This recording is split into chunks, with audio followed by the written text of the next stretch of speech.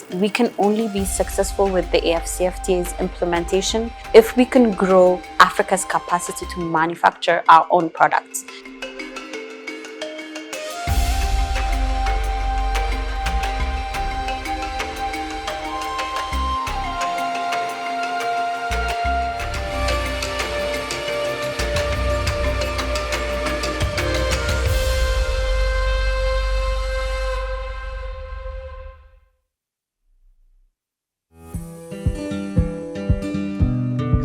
I worked in corporate America for a really long time. So I think in the back of my head, I always knew that I wanted to be an entrepreneur, mainly because I wanted to be part of the solution in Africa, creating jobs.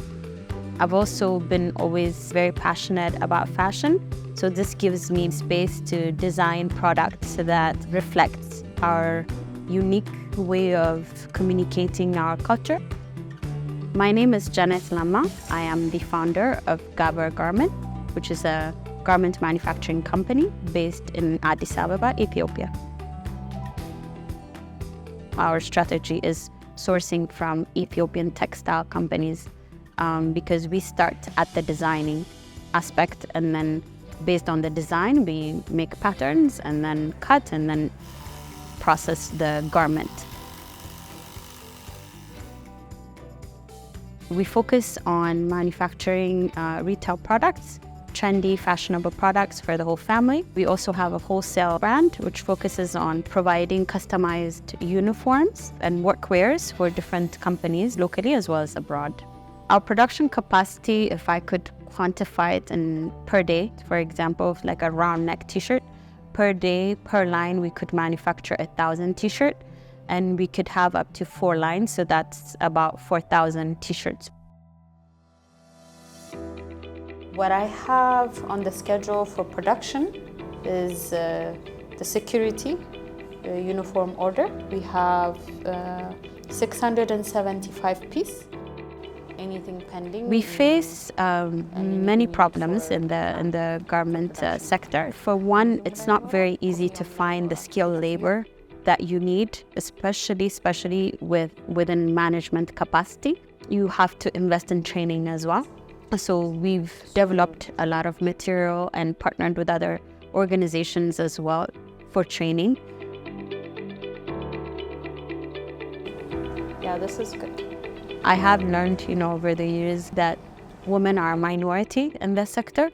One of the reasons being the limitation to access to finance. It's not very easy to come up with the starting capital to start a manufacturing company. In my case, I was fortunate enough to have some life savings that I put in towards the startup of the company. But the startup is capital that you need to require or you need to bring to start a company that's manufacturing is not small.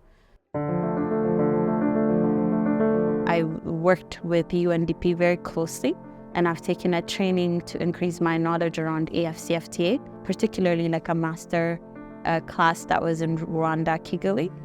That opened, honestly, my eyes because I realized that we are very unique in some of the products that we manufacture.